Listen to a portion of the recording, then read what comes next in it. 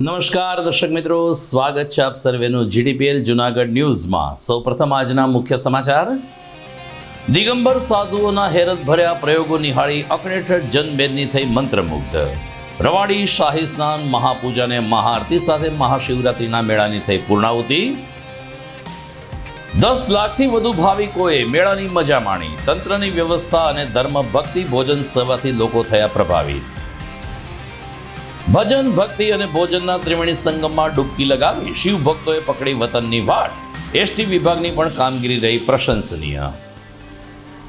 મહાશિવરાત્રિએ દિવસભર શિવ મંદિરોમાં ગુંજતો રહ્યો શિવ મહિમા।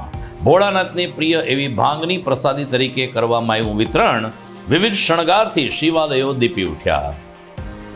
અને સ્પિનરોના તરખાટ સામે ઇંગ્લેન્ડે સ્વીકારી ત્રીજે જ દિવસે શરણાગતિ। ધર્મશાલા ટેસ્ટમાં શાનદાર વિજય સાથે ભારતે 4-1થી શ્રેણી જીતી। આ તમામ સમાચાર આપણે વિસ્તારથી જોઈએ તે પહેલા લઈએ એક બ્રેક।